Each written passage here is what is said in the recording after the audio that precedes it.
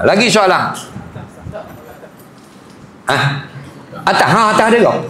Assalamualaikum warahmatullahi wabarakatuh. Waalaikumsalam warahmatullahi wabarakatuh. Saya nanya, apa kelebihan menguruskan jenazah?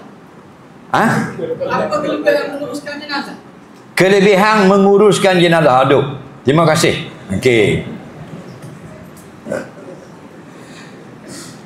Kalau kita pergi dekat orang mati, ada banyak benda yang kita boleh buat. Antaranya kita berdoa saja. Kita berdoa. Sebelum kita berdoa dekat mayat, kita tak sempat naik atas rumah, kita hanya jumpa waris mayat. Di mana? Di luar cipang jalan, tak ada masuk ke rumah. Cipang luar, ada kematian, kita tak masuk, kita tengok mayat, kita hanya berhenti motosikal luar jalan, kita jumpa anak si mati. Faham tak lagi? Lalu kita kata, a'zamallahu ajraka. Semoga Allah Ta'ala beri pahala atas musibah kamu ini. Kita tak pergi tengok ayat, kita tak doa, kita tak mandi ayat, kita tak mikul, kita tak kapang. Hak paling mudah.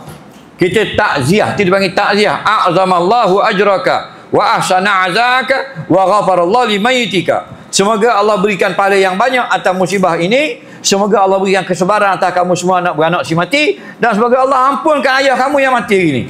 Kita pun Assalamualaikum. Tu bawa cakap. Kita pergi main snooker. Bermakna dang ucap takziah. Okey? Nabi kata barang siapa yang ucap sekali saja takziah kematian kepada saudaranya, Allah akan beri pakar dia pakaian ahli syurga di akhirat nanti. Dan kalau mu tanya mandi mayat, semayang mayat, banyak lagi tau boleh. Ucap takziah pakaian ahli syurga dah. Dak pergi tengok mayat, dak mandi, dak kapang, dak pikul, dak semayang, dak gadi, dak kambuh, dak tanah. Ucap takziah. Sudah diberi pakaian atau perhiasan ahli syurga. Maknanya masuk syurga lah. Takkan pakai pakaian ahli syurga lepas tu masuk neraka. Takkan gitu pula. Tak nak sabar. Maknanya masuk syurga.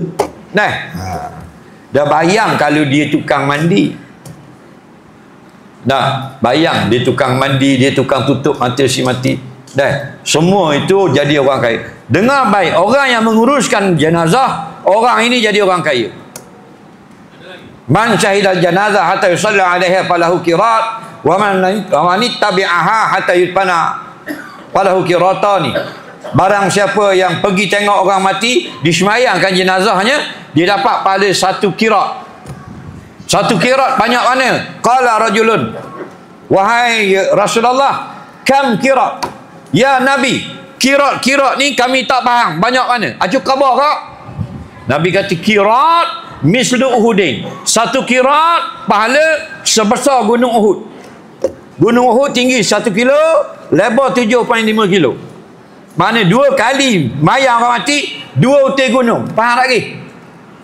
Kalau mu ikut pula sampai selesai tanam, falahu qiratani, mu dapat 2 gunung. Bayanglah, sebab tu kita khabar orang yang uruskan orang mati, mandi mati, kapal orang mati, ni semua orang kaya. Bila kaya? Akhirat sana. Dunia orang tak pandang. Dunia orang tengok orang berkuasa. Wah duk lebong dalam tali besin. Berat-berat 2,5 kena. Soalan seterusnya.